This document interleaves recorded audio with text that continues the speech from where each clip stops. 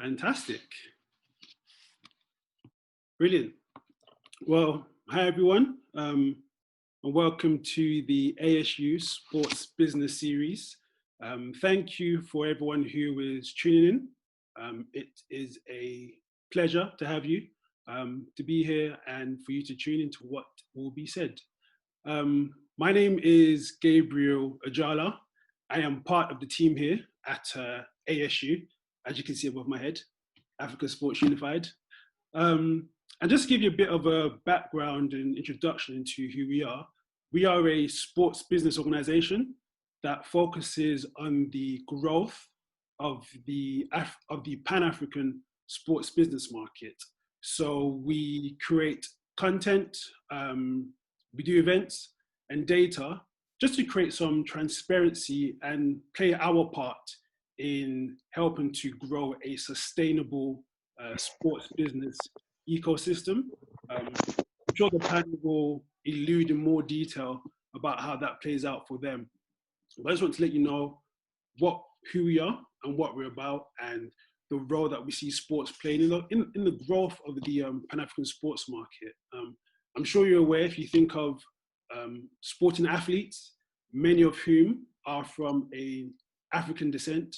And so we just really want to play our part in helping to build sports on the continent, because sports can play such a huge part in terms of an economy, in terms of a nation, and the feel-good factor towards people.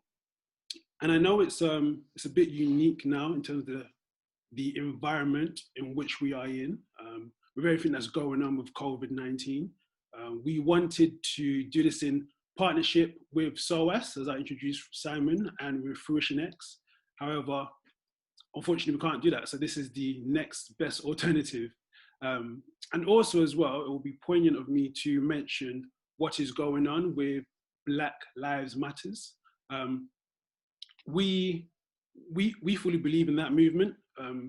If you look into more about who we are and what we do, I think we epitomize that down to a T, in terms of maybe putting value on individuals and maybe continents and areas where people have not put value on it before.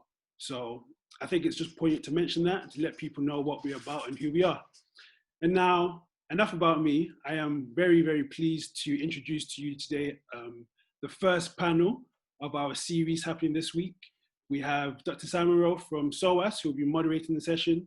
We have heroes of mine in Amadou Gallo from Basketball Africa League and Seed. We have Joe Lopez from Seed as well. And we will hear from unique perspectives from alumni of Seed. We have Bigue and Makhtar, who are students in college in the States.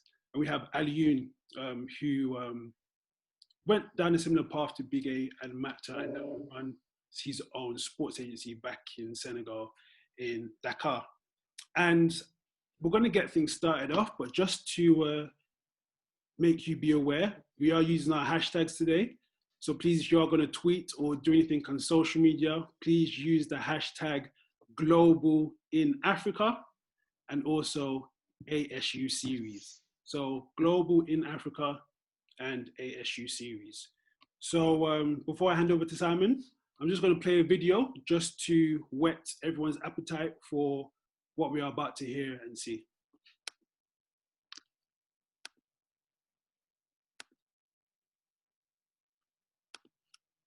Ladies and gentlemen, we will unveil something special.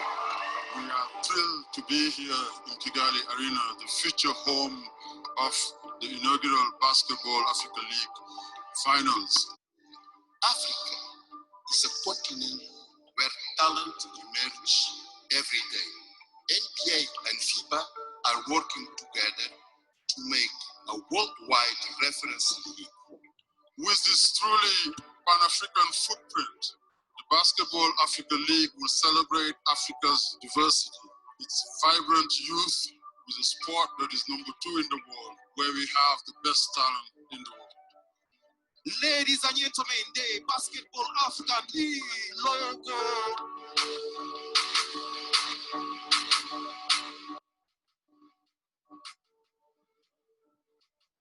Basketball Africa League. It's like Africa as we know it. I want to compare it with the fact that Africa produces minerals of very high value, gemstones, all produced here, exported in their raw form, processed outside, added value, and then brought back to Africa. But this one, what it is, this Basketball Africa League, what it produces is a process where value is added to African talent. And I want to thank all those that have made it possible. And we are here to be with you, to play with you, to support you, and all the best to you. Thank you very much.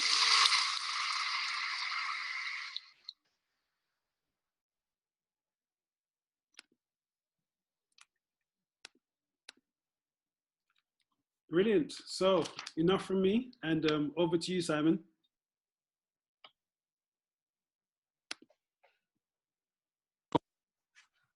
Thank you so much, Gabriel. It's my great pleasure to be here, to be hosting this first Africa Sports Unified event of the week. It's a great topic to be speaking to. It's a great pleasure to have so many great guests on the panel this afternoon, and I look forward to getting straight to it.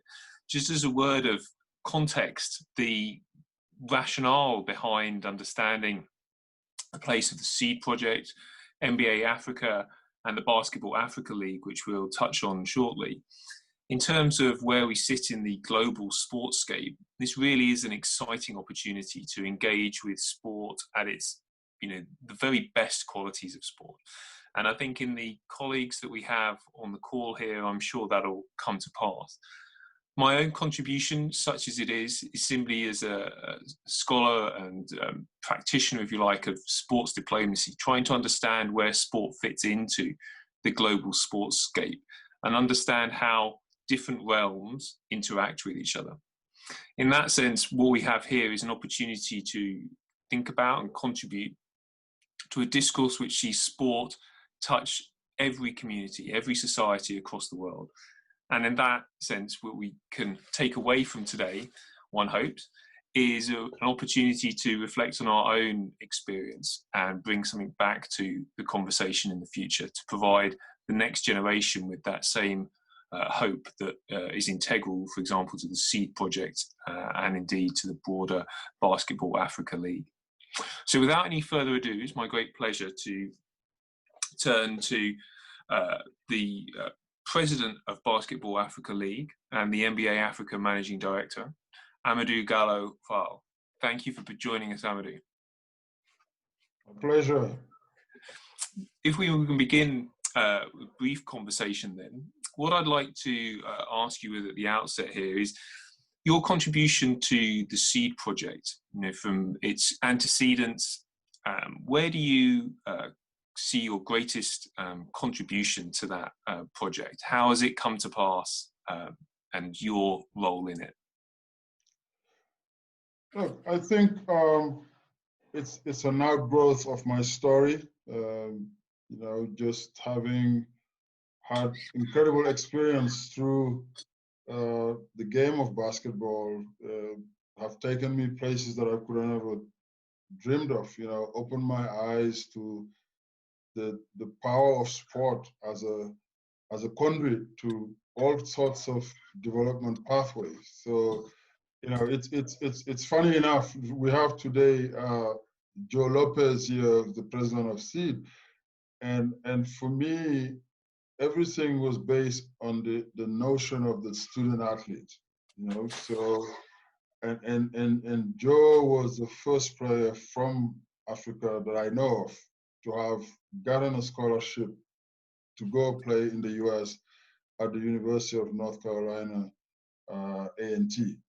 So, for us to search back and bring him to take the lead, speaks to the consistency that we always try to move with in terms of continuing to present role models to inspire the next generation.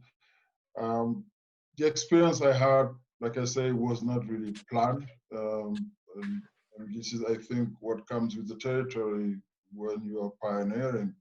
You know, the whole idea was, you know, you almost get lucky, right? And sometimes some people may interpret it in a different way, that there's no such thing as luck. But I really think that whether you are prepared and then, you know, being at the right place at the right time, I think once, you know, certain things happen and a whole set of circumstances come your way, and whether planned or unplanned, I think it's a duty to search back and make sure we understand that it's bigger than ourselves, right? So for me, you know, where basketball have taken me and all the incredible people that I've met, and being in DC in the 90s, going to school, and just, you know, seeing the access that this sport was affording me, I wanted to figure out a way to leverage that access to tie in my passions, which are how do we, you know, give back and contribute in the efforts towards socioeconomic development in Africa? How do we contribute in inspiring the next generation who wanted to follow in my footsteps? And just a whole set of circumstances, you know, come together where we thought about creating an organization which sole mission is exactly to use sport as a conduit to contribute in the efforts towards socioeconomic development on our continent, focusing on the youth. And I thought that education was, you know, the priority was really the best way to make sure that these young people can align their God-given talent with a fundamental need for education in order to spur socioeconomic development on the continent. My contribution as a founder was really just driven by, you know, the desire and the conviction that, based on my own experience, there was something we could contribute here for the greater good, using sports, basketball in particular, as a tool to achieve. And we've done that at individual level. We replicated, you know, through many other examples of young people from across the continent, and now putting the organization together and to see it, you know, continuing, and why some of these young people you have here on the panel who would share their stories and tell the stories better than I could ever do. Thank you, Amadou. I wonder if I could pick up on the development point here, and particularly with regard to basketball's contribution to the broader development, education, social well-being, health environment. To what extent was that always implicit in the work that you'd seen, bringing education, particularly healthcare and social well-being, to the fore? Look, I'm not sure that it's been, like I said, I didn't have a crystal ball and then to be able to map it all out. I think a lot of these things, you know, come through experience, you know, and then being able to recognize that, you know, this is bigger than just my individual self-interest, because, you know, there's so many pathways that, you know, we could have gone through, you know, not just as players, but, you know, there were maybe easier paths to individual, you know, self-realization as we see it generally in society. But I think success means different things to different people. So for me, you know, what the game has taught me, how it opened my eyes in, you know, all the access that I said earlier it provided,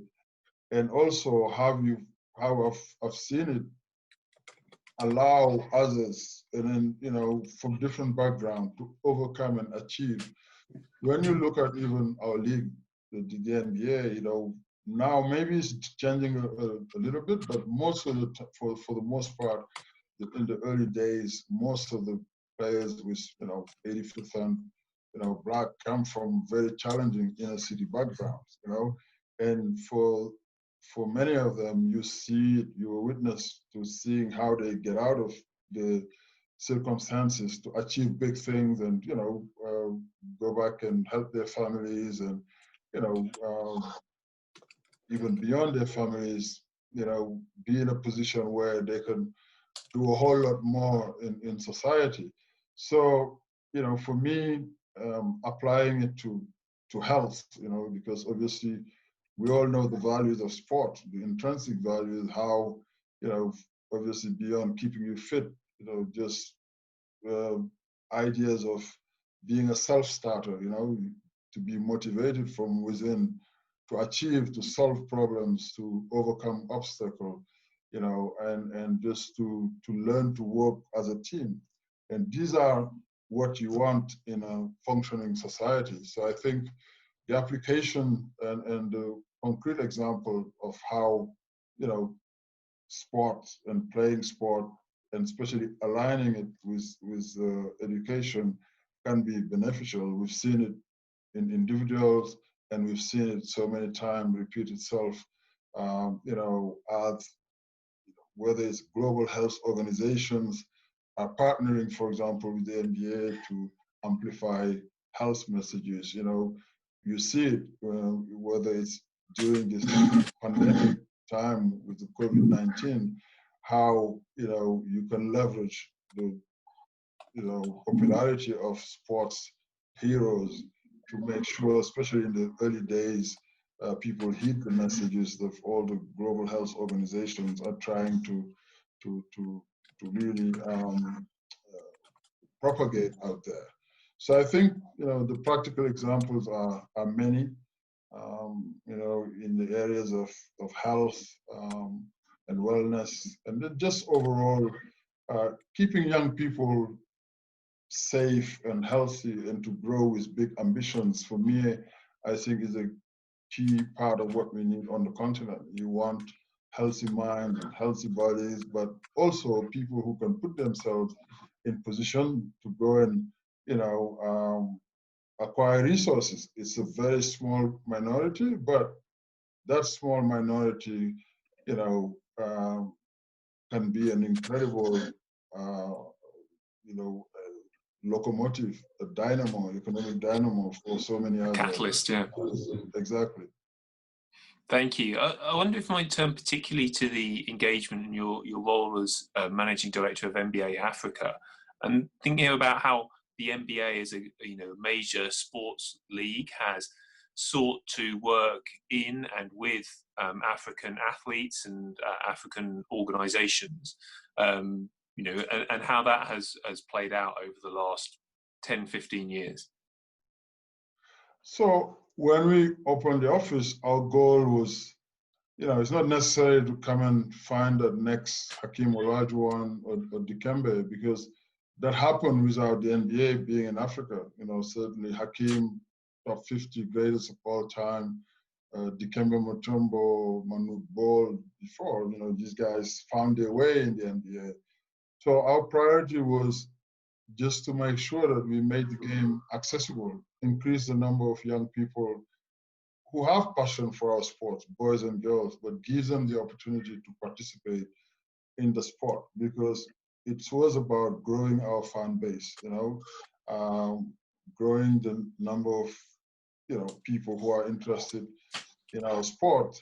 So, by setting up those participation opportunities, we also understood that Africa is a massive continent. You got 54 countries. We cannot cover, all the ground by ourselves. So this is why it was always important to partner, with whether it's local and global NGOs, governments, sports ministries, FIBA, or the different federations to create, partnerships that would enable us to tackle that accessibility issues that we saw in basketball. Look, with football, the reality is you could play anywhere, but we know that with basketball, you have to have some basic infrastructure. But the good news is once you build that court, it's almost there for forever. You don't need to, water the grass or whatnot. So, those partnerships that we formed earlier helped us, get more young people in the game. And then we started organizing these grassroots initiatives by launching junior NBA leagues where kids are playing now, mostly school-based, but just at an early age, get young people to compete and, start being taught and introduced to the game, but just to be encouraged to have fun with it, So I think from an engagement standpoint, it was extremely important that we don't try to do it by ourselves because we knew that wasn't sustainable. So these partnerships we formed, and then even looking at our players, NBA players from Africa, that are all coming back, to work through our grassroots initiative, whether it's it's Basketball Without Borders or individual camps that are starting to do in the individual countries. All these are activities that we encourage because we know that it's going to help the reach and expose more young people to our sport. Brilliant. So in that sense, it's clear there's a real evolution from the initial impetus and projects that you were working with through SEED, through the sort of infrastructure that the local infrastructure of Africa across those 54 countries, recognizing the different projects that were already coming or in situ, forgive me. So in that sense, the culmination, it seems, at least to one level of observation, or would be, the enterprise that we'd hoped to be able to begin in the early part of this year. It was the Basketball Africa League. And clearly you have, as president, huge say in how that's come to pass. But it seems a very, clear trajectory from your earlier, remarks from where you began to now. And I'm sure the path was by no means, as you said earlier, no crystal ball, no direct causation, but a really clear indication that you've arrived at this role with the BAL, the Basketball Africa League. So how has that been the sort of culmination to what extent do you think it is the culmination of your work in that sense? Have you reached the, as it were, the final playoff of your enterprise here? So, look, again, as you noted, when we started this journey, I didn't, go to the US in fall of 1989 and saying that, okay, I'm going to play at the University of the District of Columbia, and then 3-4 years later, I'm going to create this sports organization that is going to, serve thousands of young people, not just in Senegal, but from across the continent, and that is going to start talking about using sport as a tool for development.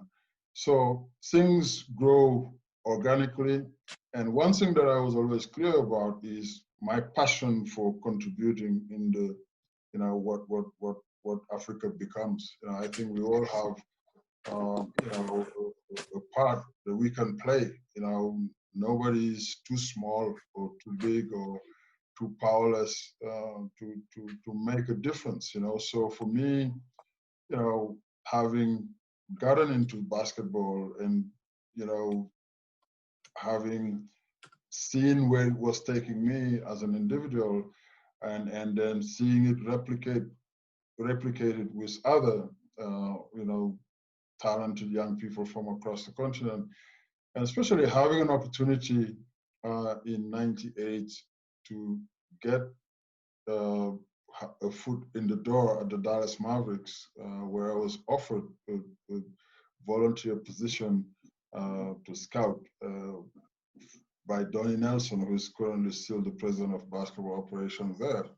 You know, I didn't, because I spent a few number of years between when I finished school to when I was trying to apply to go to medical school to really, you know, figure out that there was something that was attracting me in sport, but I had no idea what it was. So, you know, the natural thing generally is you play and then you become a coach or become an agent, and, you know, but none of those two pathways really spoke to me. So, when you know, Bonnie offered this opportunity because he thought I had an eye for talent and whatnot. So, you know, I took it. It was obviously, yes, with some risk because I had to leave a paying job at the time as a research assistant to dive into this.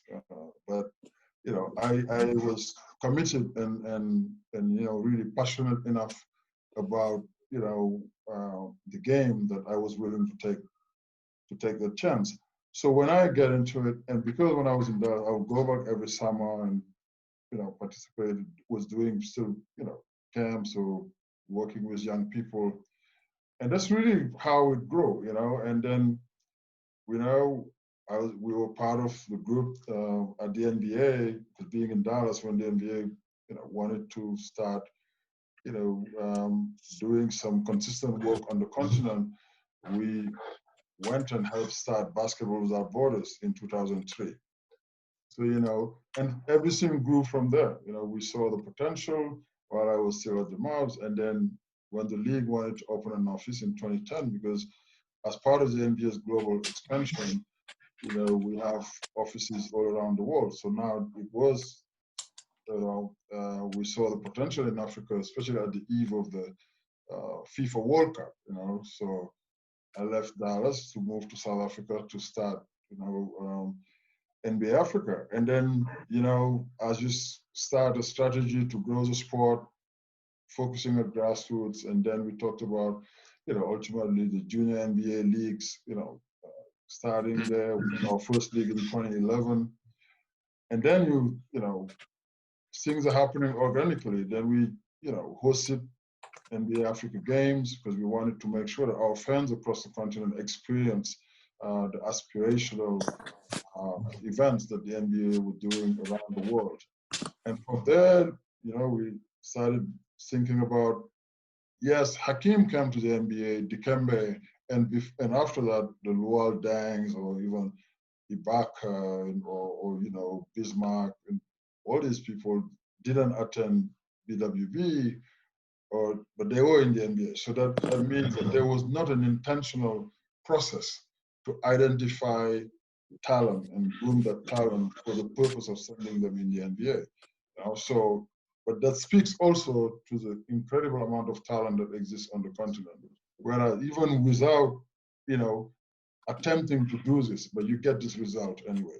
Basketball Without Borders pretty much is a community outreach program, and you know, really also at basic level a grassroots program, but it was not designed to go and identify talent and send this talent to the NBA, but it happened. Luke Mbamute is first player to come out of, you know, that first initial camp in 2003. Then you have, you know, 10 others who were drafted out of the camp, but this was not the intention, but it was happening anyway, including Gueye, and now we know about Joel Embiid and you know, Pascal Siakam. And for all of these guys that we know that made it to the NBA, there were 1,000 others, you know, who came through this camp. Makhtar, Gueye here, you know, attended BWB, Bigue attended BWB. So these guys who moved on and gained scholarships to go and study that, you know, and Alioune, you know, and all this. And then I'm just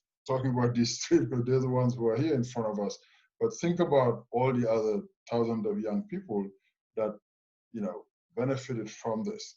So then, you know, to get back to that whole evolution that your question, I think, you know, is asking. We wanted to become more intentional now about identifying talent and grooming this talent. And this is why we launched the NBA Academy Africa in 2016, 2017. So now that's what, the purpose is. Now we're going to provide opportunities for the young people to be trained in Africa in a world-class facility where we bring, NBA level type coaches to give them, the same opportunities that young people in Argentina or INSEPs in France or some of the top clubs that are known around the world for training young, prospect, whether it's a Red Star in Belgrade and other places. So that's what the NBA Academy Africa is doing. So you see now all this talent is being trained and formed on the continent, and we thought that this league is that next step, to have a platform right on the continent where African talent can be showcased and developed. Thank you, Amadou. Yeah, it's so fascinating to hear that story. And again, from the perspective of 2020, it's perhaps easy to plot. When you first went to the DC in 1989, but since then, there's much that has obviously come to pass, and through your experience and engagement with the Mavs and with the NBA, with FIBA, with the World Cup being in Africa in 2010 for FIFA, all of these different little stepping stones to move the story that bit forward. Now we have the opportunity to take a few questions, and I can see in the Q&A that there are some lined up here. So I wonder if I might turn to a couple of these. So colleague Abu Bakar Fal, perhaps a relative of sorts, has asked about your engagement with primary as well as secondary schools. So really exploring the age range of colleagues in Africa as promoting sports and detecting both potential talent, so as a talent identification, but also I think perhaps they're also identifying how you can contribute to those very young potential athletes in primary school age children. So we have a model that we've launched in South Africa with the Royal Bafokeng Nation. This is really even before we coined all these leagues now, junior NBA, that was the partnership. And I remember we started with middle school kids, I think, but then you start this, and this is an area where most of the young people, they have never seen a basketball game, Today, the game has become incredibly popular, and that's really the blueprint that we, ran with across the continent. And I remember the reason I'm referencing it to, with regard to your question, as these older kids are playing, there's always these young kids who just coming and just, any chance they get, just grab the ball, playing around. And then all of a sudden, pretty soon, you see they're growing up on the court, around the court, seeing their older brothers play. And they all started to develop the passion, and this is how it happened organically. So in everything we do, all our grassroots initiatives are first across gender, and also we include all age groups from 5 to 20, 21 years. So now, obviously, the junior NBA, there's a certain age where you can start organizing, competitions. And I think Joe and the seed team will speak more to that they have programs after school there where kids are coming in from age 5. And a lot of these guys, Makhtar here, can tell you his story, about when did he first start in the program there. He literally grew up there, I'm sure he will share his experience. Indeed, I look forward to hearing that. There's another question here, and I think this is quite a pertinent one for the sake of sport across the African continent, from Judith Macharia, who asks, what advice might you have for other upcoming sports organisations that seek to blend the promotion of talent and community development, but struggle to find sponsorship and perhaps exist within the sort of infrastructure of the broader sportscape? What sort of nugget of advice would you offer to yourself, a younger Amadou, if you were going back and speaking to yourself? That it needs to start, like I was saying earlier, the motivation have to come from, there has to be something really deep down that is calling you to want to do it. And I think it can only be passion, you know? I mean, if you're passionate about it and you believe in, you know, the impact that you are having or you're going to have, you keep going, you know, you get started. When we started SEED, we had no, and then these guys will tell you, it's still not a, you know, it's not like they have the resources that everybody think. Obviously, the impact is there. You hear about Alioune tell you about his story, and you know, I'm talking about him because obviously he was there way before Makhtar and Bigue. He got his MBA, played in the US and all that stuff, went back and started his business. This is the goal, you know? And then you have other example where there were guys who were there who got lucky and, you know, they had more talent, but they leveraged the conducive environment to even play in the NBA, right? So you got a mix of stories.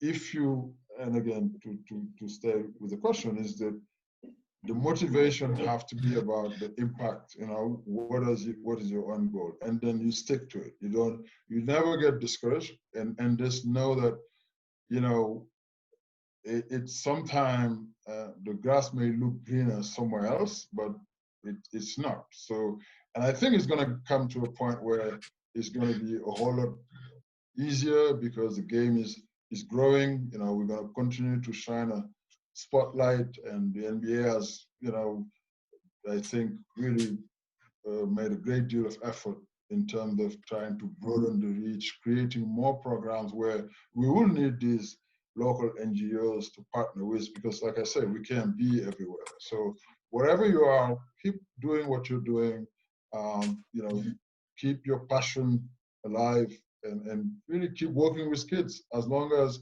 and then put those kids ahead of everything else, and young people, boys and girls, inspiring them, you know, instilling the right values, and that's what sports does. As long as that's your goal and your objective, just hang in there. You know,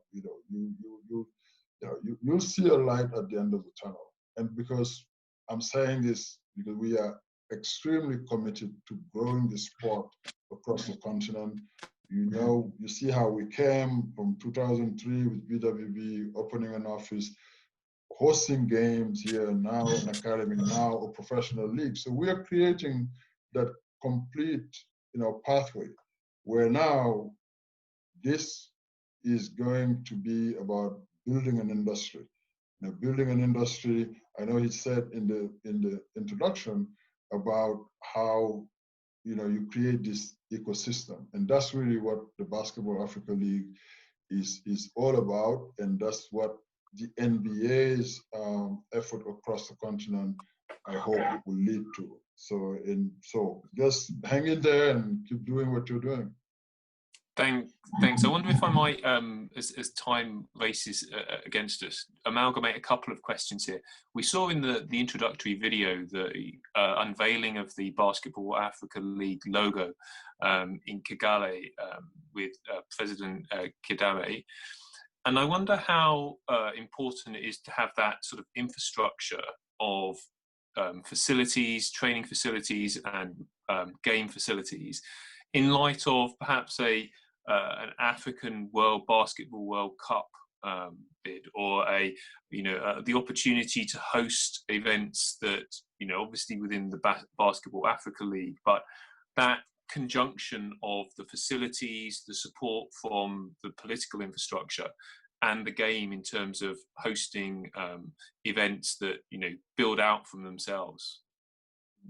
So it's all about, it comes back to this ecosystem that we are talking about. You need everybody, you know, you need at the highest level that government support, you know, because government is going to create that enabling environment, right? The policies, you know, they have to, all the countries in Africa have a youth agenda, because this is our biggest asset, our human capital. You know, massively, dominant youth segment of the population. We have to, empower this youth. We have to equip them with skills. We have to train them and encourage them to continue to dream big. And that's what young people inherently do.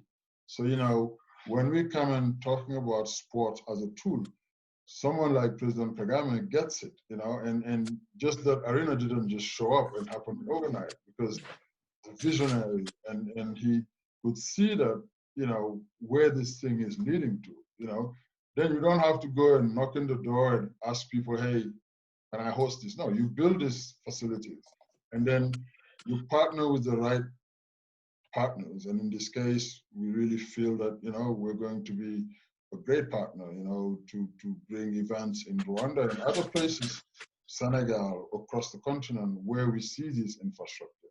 So that infrastructure also, the value goes beyond the sport, I mean, these places become destination, and we've seen it, how in the US, in many cities, how building an arena downtown has basically re-energized a lot of sectors of the economies of these cities. That's the same thing we're doing here. So, and again, we didn't come in 2010 when we were opening the office and say, let's start a pro league. We took, the first steps first to make the sport relevant, to energize, the environment and get more participants in it.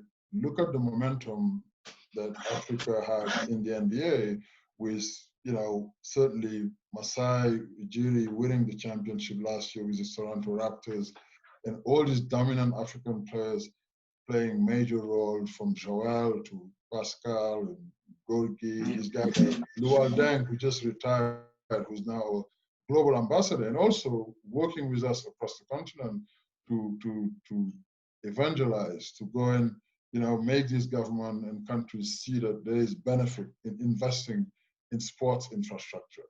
I think for me, that's really where the big opportunity is, because sports and entertainment in Africa should be contributing, billions of dollars. Because when we export our talent in those industries, we see what they do in other parts of the world. Now imagine now creating these opportunities on the continent for our people, for our talent, and then attracting global talent. And that's what the opportunity is here. Thank you. I think we take one more question here, if I may. And I'm going to again amalgamate a couple of questions, one from Kevin and one from Gueye. In the current environment, of course, the challenges of sponsorship are a difficult one, and I dare say that's something that you're dealing with in your day job, as it were. But Kevin raises a question here about the popularity and significance of games like NBA 2K, and how actually, alongside the physical dimensions of putting basketball into the lives of young people in Africa, putting some of the technical and entrepreneurial and educational opportunities that a computer game provides, as well as some of the challenges it does. To what extent is that a sort of perhaps synergy of the education and entrepreneurial opportunities that you're also talking about on the African continent as a leisure product? The NBA 2K is right up there with some of the most marketable things in the world. So there's something here about the sort of opportunities to engage a particular African flavor, I would suggest, to these environments. Yeah. So the good news is we're wide open, and this is the beauty of starting something like this, with an entrepreneurial mind, So we are part of a family of league within the NBA family. Obviously, we have our league, the NBA. Then you have the WNBA, you have the G League, you have the 2K League, and now the Basketball Africa League, and we all work in unison to continue to grow the game of basketball on a global basis. So certainly opportunities to collaborate from within, tapping into the expertise we have across the world. But at the same time, how can we work together to also grow all our brands on a global basis. So certainly, we understand that the education piece plays a big role. And yes, someday we will see, the Basketball Africa League version. And I think we already start getting a lot of interest and inquiries, but we want to focus on making sure we launch our league, very soon. I think we'll be communicating to our fans across the continent and the globe. We are engaged in the meantime with all our teams. We launched a BAL leadership series that is designed to build capacity with our teams, and we're doing this on a bi-weekly basis. We had, 2 of them just this Friday. We hosted the Toronto Raptors leadership with Masai Ujiri bringing his team just to talk about building a winning organization. And I think we couldn't have had a better example than Masai and some of his staff, Patrick Engelbrecht, Patrick Botombo, Teresa Resch. We come and spend an hour and a half with our team and talking about the process. So again, we are going to. That's the only way we're going to build this, by being nimble, by being flexible and entrepreneurial, and also being opportunistic. So, we are open to all ideas. And at the end of the day, we want to build a sports and entertainment product that fans from all ages can enjoy and everybody will be proud of. We're promoting it across the diaspora. And it's incredible the amount of engagement we're getting from all around the world about the league. Thank you so much, Amadou. I'm going to draw this part of the event to a close here. I'd just like to take the opportunity to say thank you very much for your time. Your insight is fascinating, and it's a real privilege to be able to share that with colleagues on the call today. I hope you'll be able to just stay with us for a little while, but I appreciate that your diary is a very busy one and that we may need to lose you. But in advance of that, I'd like to say thank you on behalf of Gabriel and Baz and all of the colleagues at Africa Sport Unified. So thank you very much. Thanks for having me. Pleasure. So now falls on me to change the focus slightly and look particularly at the SEED project. And it's great to be able to be joined by Joe Lopez as president of SEED. I'm not going to do too much of an introduction because I think this is one of those occasions where the words will be far more powerful from Joe, and then we'll turn to the alumni who have also chosen to join us today. So thank you very much. Over to you, Joe. Thank you, Simon, and big welcoming. Good afternoon to all the listeners and viewers around the globe. For us, it is indeed a great pleasure to be able to speak to the listeners. The SEED project is a 501c3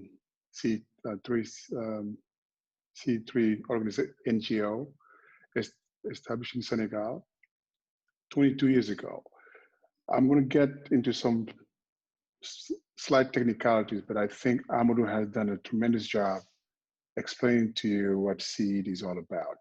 So we are an organization basically focused on education and youth empowerment. When I mean youth, I mean across the gender. So we have today at SEED, we have 2 elite programs, which are boys and girls, age 15 through 18. And these are what I humoristically call they're basketball players. They can play basketball, but also they're students first. So our focus is to make sure that the kids have the best opportunities in terms of an education to get, a good education, good schooling, and also good basketball practices through our coaches and whatnot. And what Amadou has mentioned, I'd like to spend some time on it. Nothing is possible at this level without partners.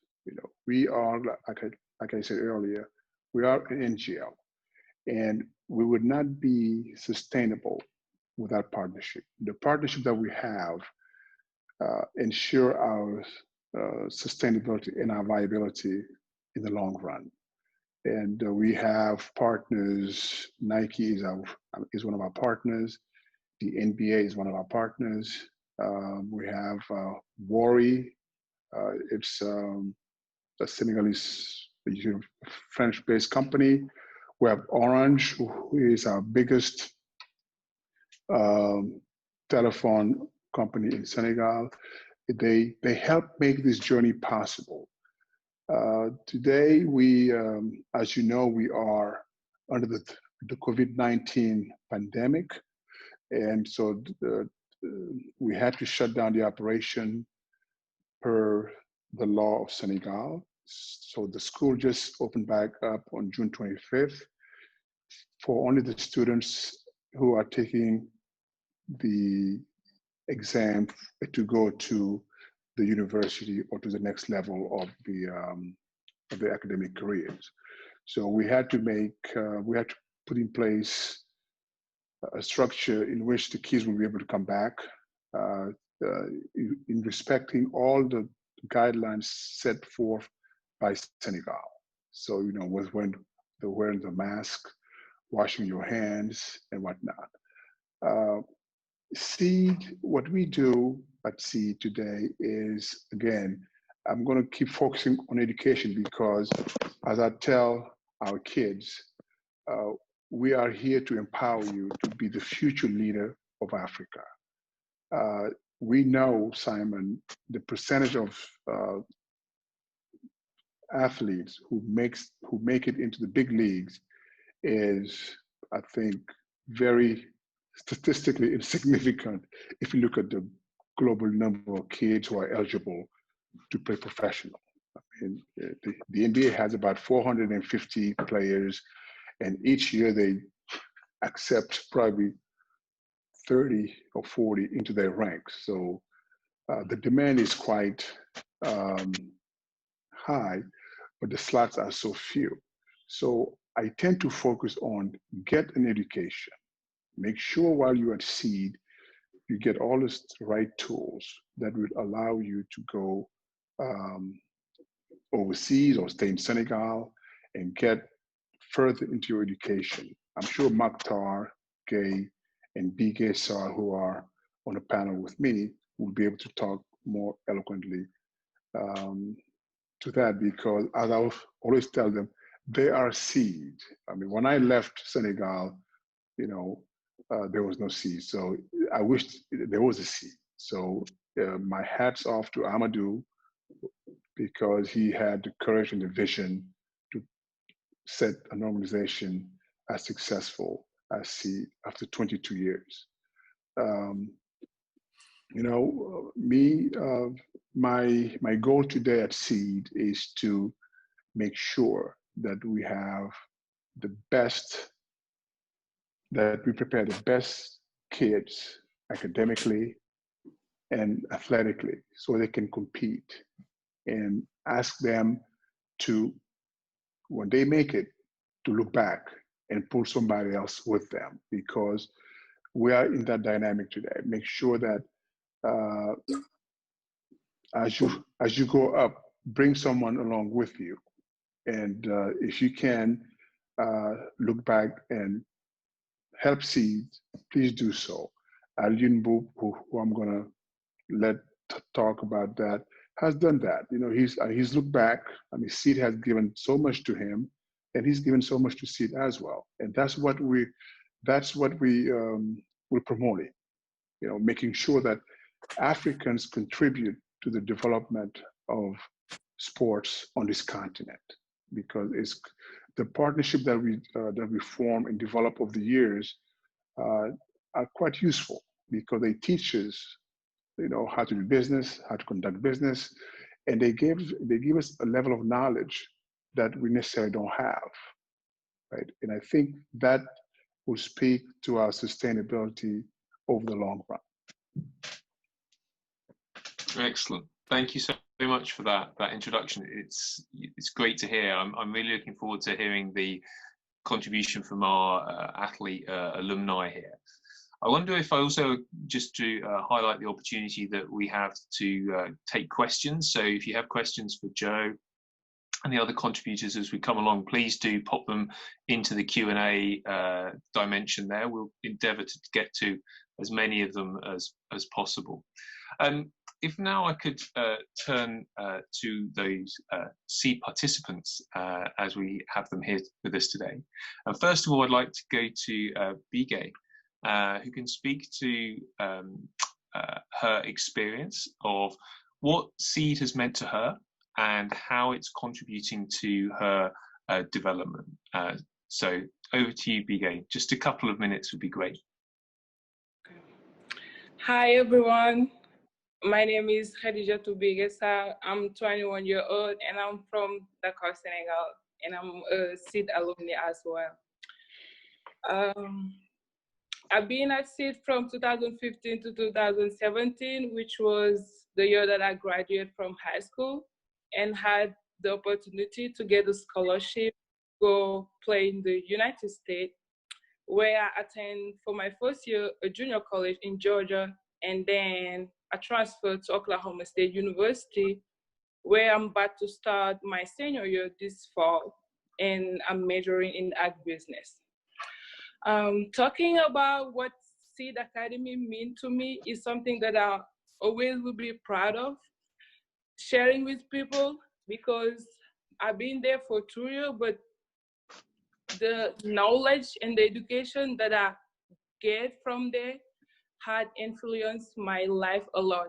It helped me build up my personality and become a better person.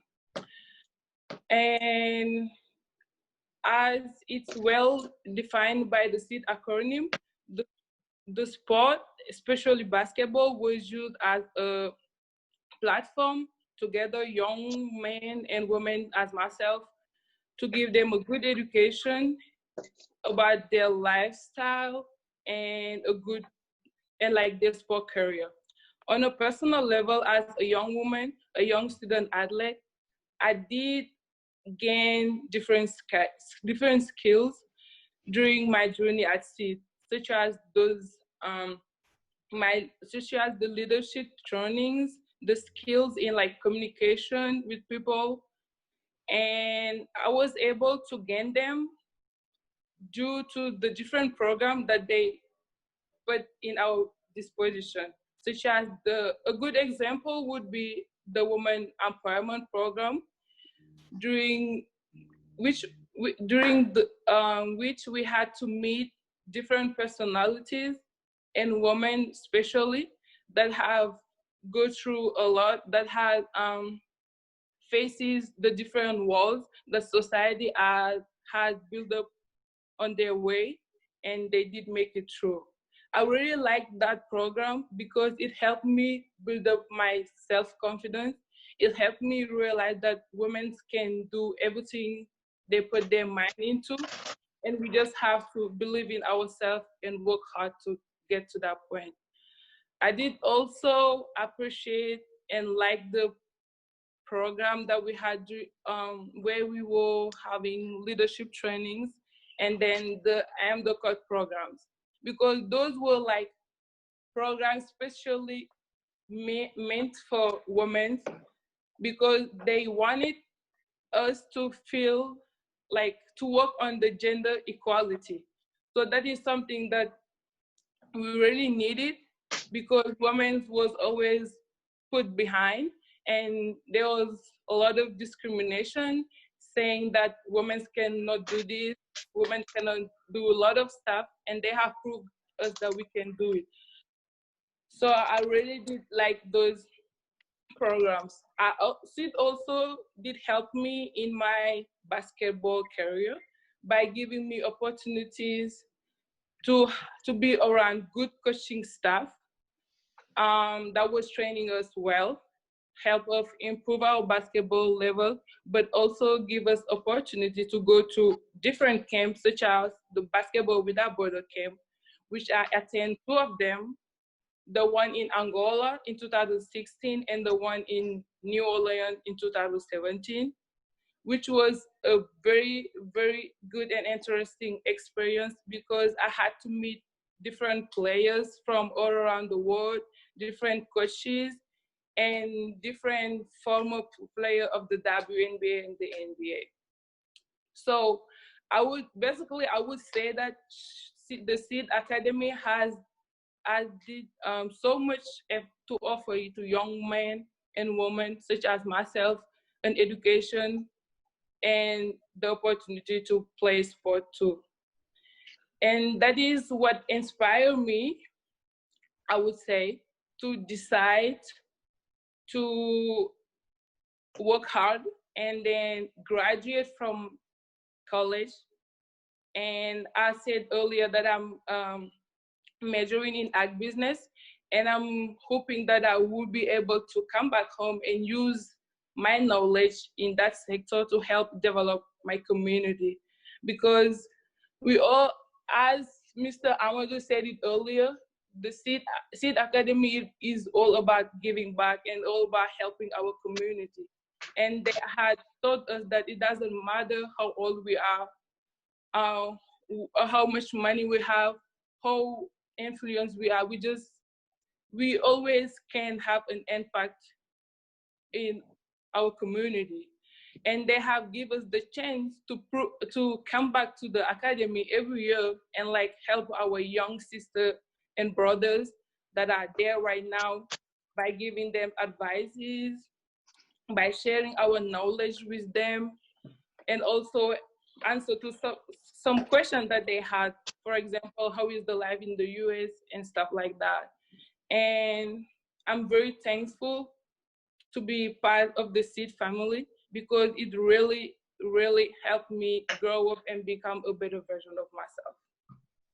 Yeah, that's a great story to hear. Thank you for sharing that. Really great to know, and particularly touching on the issues that you faced as a woman. You know, the gender issue here is clearly an important one, and it's great to hear that perspective that sport is enabling you and colleagues, you know, women, girls, to be part of a conversation that might be difficult and challenging and uncomfortable in other aspects. So thanks for sharing that. It's really good to hear. Well, if I might now turn to colleague Makhtar to share his story from a different perspective, but nonetheless an interesting one too. Makhtar. So, hi everyone. I think Bigue said pretty much everything. But my experience from Seed is, I feel like for everybody that went through Seed, their experience is unique because we all go there with a different background. You know, it's like a lot of people who have went through a lot of things until they get to Seed, you know. And once you get to Seed, it's like no matter where you come from, it's like a family. Like nobody can, you know, ain't nobody judging you about or like knowing where you're coming from or whatever. It's just like a family you're in. And my experience in Seed is great. It like paved my way. It made me who I am today. That's why I'm always, whenever I talk about myself or basketball, I talk about Seed. Because without Seed, I wouldn't even be in this position, you know. It was. I went there when I was really young. Before I got to Seed, like Joe said, I was in after school for a year. That's where I started learning a lot. I started falling in love with basketball. You know, they put us in a structure where we was young and going to school, you know. I got to Seed in 2013, left the Seed in 2015. But throughout my 2 years in Seed, I've went to a lot of camps where I've learned a lot, you know, just the system in the state, you know, how you go to school, how people go, you know, go to class, basketball, like how they do it, you know, because in Senegal, it's not the same thing. And from those experiences in camps, I started to get myself ready. And the beauty of it was, you know, before I even go to the state, I pretty much knew everything because all the alumni used to come in Senegal, like Alioune. I remember my first year he came back and they give us great advice, give us the a picture of how things over there. So you get your mentally you get ready, you know. So from that point, when I came to Seed, I was a young man, like I would have said, learned pretty much everything in Seed, uh, leadership, you know, like just how to be a leader, how to have a full confidence in yourself. And then I went to the state, I went to high school over there for 2 years, and I went to the College of the University of Alabama in Birmingham, and I just finished there my third year, which I'm transferred to Tulsa University for my last year. So that and what was the other question after that? My experience. Well, a little bit perhaps about, obviously you've been involved with C Project for a long period of time and how it's shaped your life, and the continuity with what Bigue was saying is clear there. I wonder about how you think it will empower you moving forward as you look to, graduate, go out into the world, craft a profession. How would you like to, what skills do you think the Seed has enabled you to take forward? Well, I believe that I can do so much after finishing college. I want to follow Amadou's footstep, I think the most important thing Sid gave us, not just me, just Bigue, my sister, Alioune, and every other alumni, is to just give back and be able to always come back and help others, because that's what they did for us. And I feel like it's a cycle. So that for sure, my goal is to, come back in Senegal after everything. I have my career. Hopefully, I get to play in the NBA or whatever. But my goal right now is to, beside my basketball career, is to give back. That's what I want to do. Like help my community, help Seed. And what I mean by helping Seed is invest in Seed, where if any of us, the alumni, do the same thing, like, you come, you give back, you help with anything you can, Seed's gonna keep going up. And with Seed keep going up, it's other people coming up, they're gonna do the same thing. It's a cycle. So Seed's always gonna be there.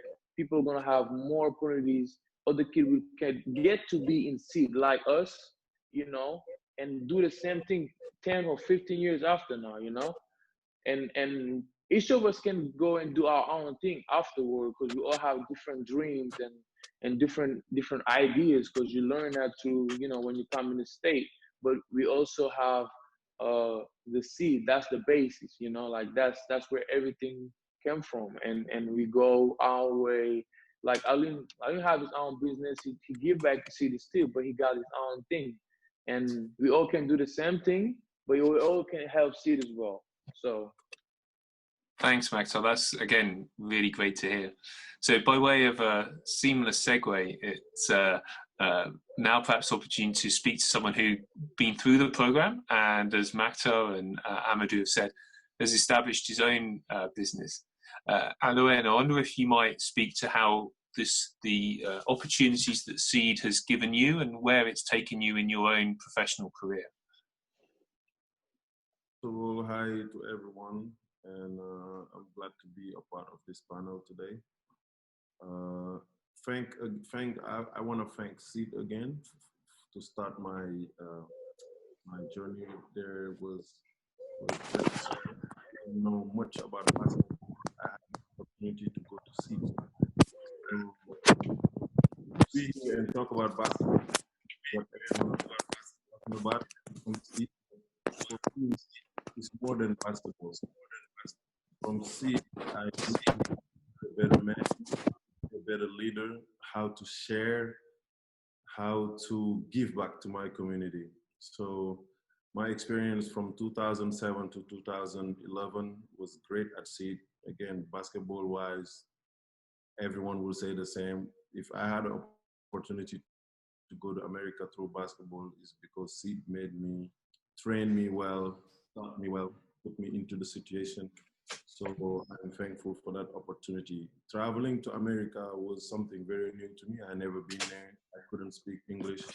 And still, while I was there, Seed Academy was the staff members from Seed was still helping me, mentor me, advising me. For my major, for example, I went to America. I didn't really know what I wanted to do, so I had to talk to staff members from Seed. They put me through situations. They advised me. The alumni that were there before me got to America, I called all of them. The cycle, like Makhtar said, a cycle. Like we all are alumni now, but we also look to give back to our communities and give back to SID. And I am today a CEO and co-founder of Africa Tourism Solutions, which is a traveling company based in Senegal. The goal of this company is to change the perception that people have about the African continent. And there is so many more things we want to do, but we always, as we created the company, me and my partner, we decided no matter what, if we make profit at the end of the year, there is a percentage we deserve for SID. That's for us a way to give back to our community, a way to give back to SID. We want SID to help more kids. We want SID to be in a situation where we all go back to. It's always a pleasure to be back there because even Makhtar, we are not from the same generation, but we are friends. We hang out, we chat all the time. We're actually planning a trip this week somewhere in the country. So because of SID, we are in that situation, and we want to make sure SID we want to make sure SID is in a situation where it helps more people. So, and I just want to say, like, the mission, for me, the mission of SID is not only to make basketball players, to put basketball players in an NBA level or in a professional level. For me, it's more building leaders, future leaders of our country, of our continent. And that's the experience that I have there, and it's wonderful, and I just want to be thankful. I can't thank them enough. They made me the person I am today. If I came back to Senegal after my master's degree from Alioune University, I worked for 3 years in America, and I decided to come back here because at SID I learned how to give back, how to never forget where you come from. And for me, those are the main talking points I wanted to say here. Thank you. That's fascinating to hear. And again, the theme that's coming through very much, from my perspective at least, is how much the SEED project has impacted your broader development with Bigue and Makhtar as well, alongside, you know, the opportunity to play high-level basketball and gain an education, but in rounding out the individual and situating them within their context, be that in a higher education institution in the United States, be that on a sports program, be that back in the program helping out the younger children and colleagues, sharing that opportunity for knowledge exchange in the situation we are for now. So I wonder if we could turn to some question and answer on this front. And here, a number of colleagues have tuned in and asked questions here. Is there, and this is perhaps a question to put Bigue and Makhtar on the spot a little, but if the opportunity arose, would you choose to play within the BAL, Basketball Africa League, or perhaps in a foreign league, be that in the NBA or WNBA in the US, or one of the European basketball leagues? Is there a preference? I appreciate we may be granting wishes here, but what would be your desire out of this? Makhtar.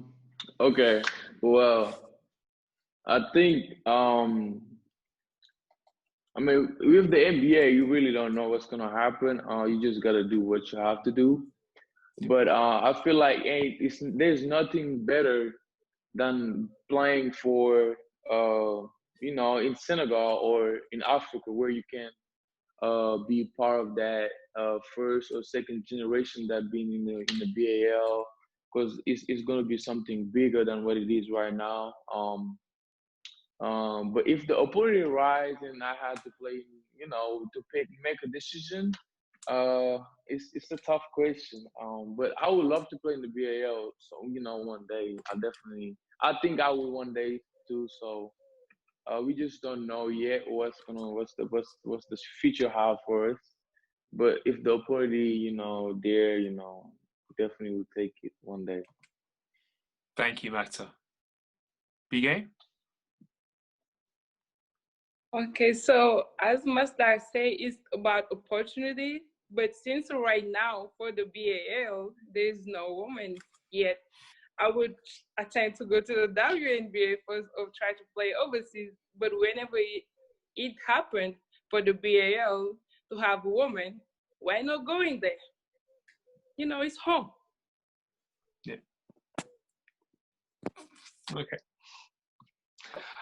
This is perhaps a question for more directed at Joe, but colleagues might like to contribute to this also. Obviously, C is based in Senegal, based out of Dakar. But I wonder to what extent there are other examples that you've been able to share with colleagues in neighbouring countries or indeed in other parts of Africa. How far have you sought to replicate the SEED project elsewhere and also learn from other organisations and their experiences across the continent? Okay, thank you for the question. We are forever trying to expand the brand, and we've gone to some neighboring countries that have given clinics, and we are in the process of discussing with authorities in those countries in establishing a seed brand. We have gone as far as Tanzania. We are talking to some individual in Tanzania, trying to establish a brand. We're trying to finalize deals with Nigeria, Ghana, so we're trying to expand the footprint. It's never easy because you have a lot of intricacies in establishing a brand from one country to another, but I think in due time we'll get there. But if I may say something, Simon, I'm so proud of Makhtar, Bigue, and Alioune for what they do, because you see how eloquent they are in their, in their presentation, and I just couldn't be prouder. And this is the value. These are the values that we try to, put in the heads. And I'm so trusting that they will do the right thing for SEED. And one last point that I forgot to mention is we have a program that Amadou kind of alluded to that I want to just talk for like a few seconds. It's called the SEED Rise program. It's for the kids who are between the age of 5, 6, 7 to about 12. They come in and they run around on Wednesdays and Saturdays with basketballs. We provide them with jerseys and whatnot. And those are the future kids that we recruit into our elite programs. And there are hundreds of them that comes in every Wednesday and Saturday and run around. And that's Amadou's pet peeve, by the way. Every time Amadou comes to SEED, he wants to see those kids. They're about 1 meter, 5 tall, and they're running around with basketball, oversized jerseys, but that's what SEED is all about. Brilliant. Thank you, Joe. I wonder if I might ask again the participants here, if there's something that there's a particular example of how basketball has helped you break down perhaps a cultural or linguistic barrier and build bridges, whether through your university career or through, your engagement in business and the other parts of your life. How has basketball provided a sort of unlikely friendship, if you like? Who'd like to have a tackle that? For me, I was in a situation where, like, first of all, when I first went to America, as I mentioned earlier, I could not speak English at all. And I'm glad to see that now SEED have a program to teach kids English before they go to America, because it was a very difficult time for me. During that time, they did not have an English program at SEED, but I was able to manage and went straight to college like that. I'm a fast learner. I was at the library every day learning from someone. And then my first semester, for example, without even being able to speak English, but I was able to understand. My GPA was 3.2. So I put myself in a position where, for me, I had to learn English, because basketball speaking, like, I was in practice, for example, but I was able to understand coach when he speaks, but I wasn't able to really talk. Within 3-4 months, I was able to speak English very well. And just because at SEED, they teach you how to learn. Like, I'm a fast learner again, and then what I went through SEEDs is like putting me in a situation where I can be successful anywhere I go in the world. So cultural stuff for me, like anything I never done in Senegal, I will never do in America. That's what was in my head all the time. And then again,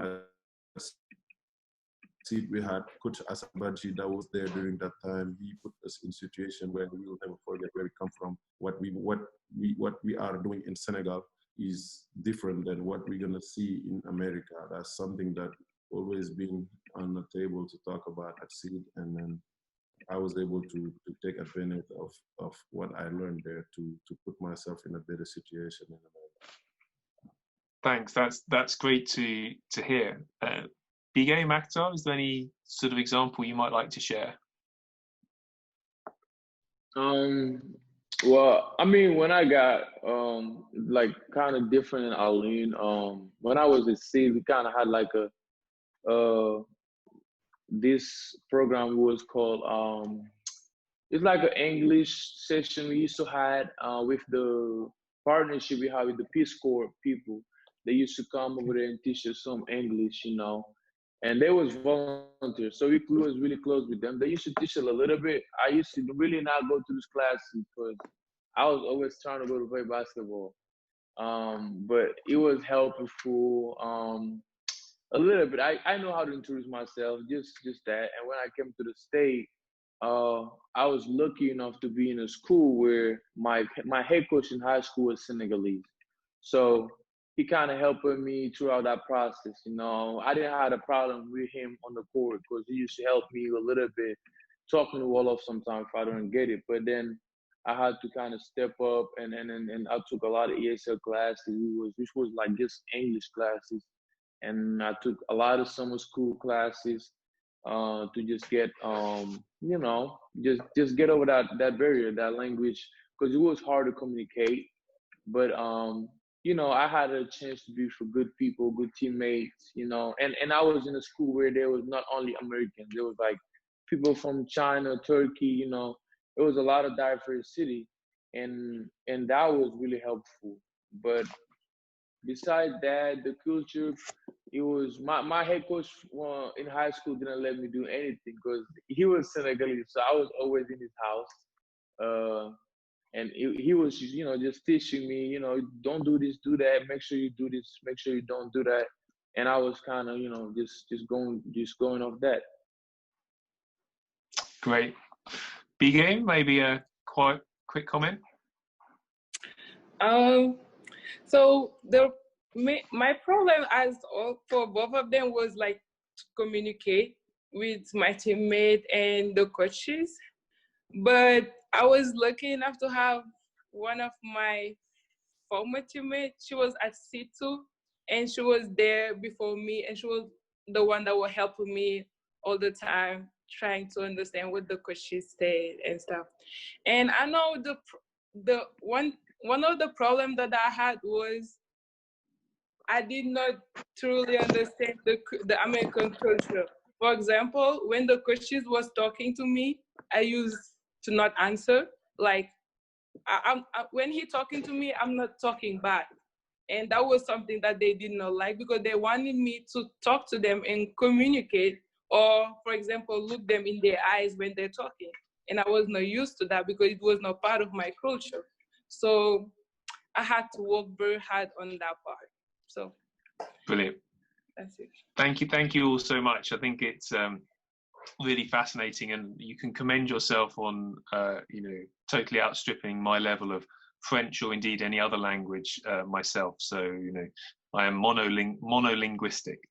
I'd like to turn over now to Gabrielle, our host, for a couple of final questions and remarks. Thanks, Gabrielle.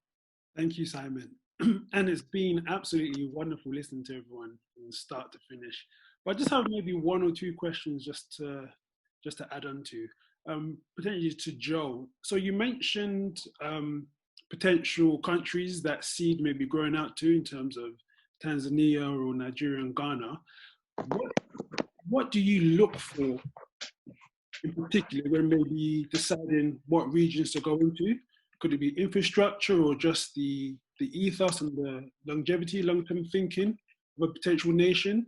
And also I can tell how proud you were, as you mentioned, hearing all the alumni speak. It's like a proud father.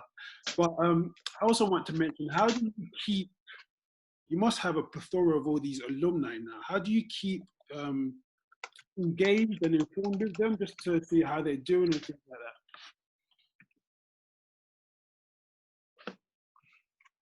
Thank you, Gabrielle. First of all, to answer your first question, we basically react to interest. If someone from, let's say, Ghana say, hey, we're interested in having a program in seed, like a seed program, like a seed franchise, so to speak, in Ghana or Nigeria, we begin to explore. We have a staff in Dakar that usually would get on a plane, go to the country and start doing some exploration on how things can happen. And sometimes we decide, okay, maybe because of proximity and some relationship that we have in countries like Cape Verde or Mali or Guinea, because they're very close to Senegal, we start talking to folks in federations and whatnot about the possibility of establishing a seed brand in those countries. So that's how we go about, trying to establish or broaden our footprint. In terms of your second question,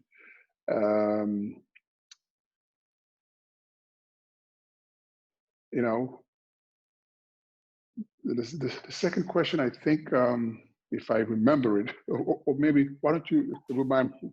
Yeah, no worries.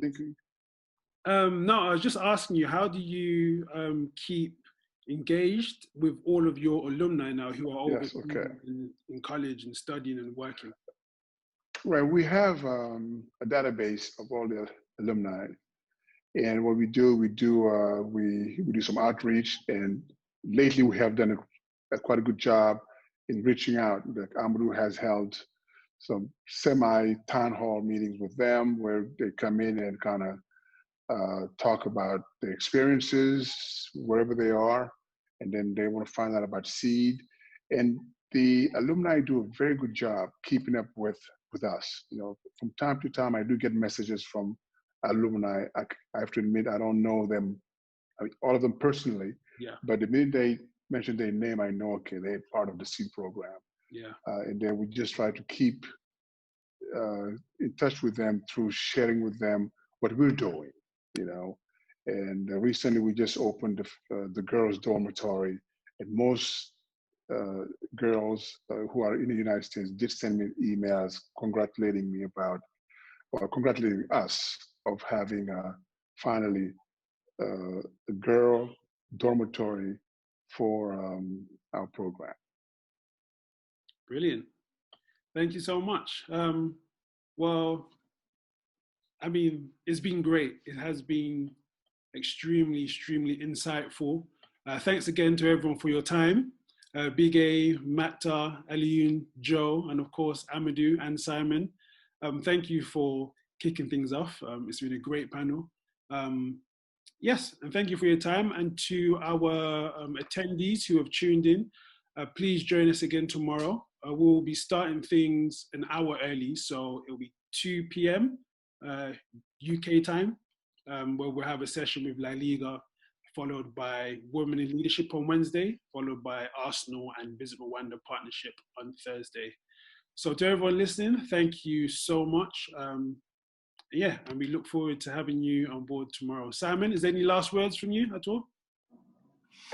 Just to say that, you know, thank you, Gabrielle, for pulling this together, and Faz, who's done a lot of work behind the scenes. It's been a really fascinating conversation. I've learned a great deal. I hope everyone else has as well. It'd be great to see this as an opportunity for Seed and Africa Sports Unified to work together again, and you know, hopefully we can reconvene and hear the stories of Bigue and Makhtar when they're lighting up the WNBA and the NBA respectively, and you know, that would be a great outcome. So yeah.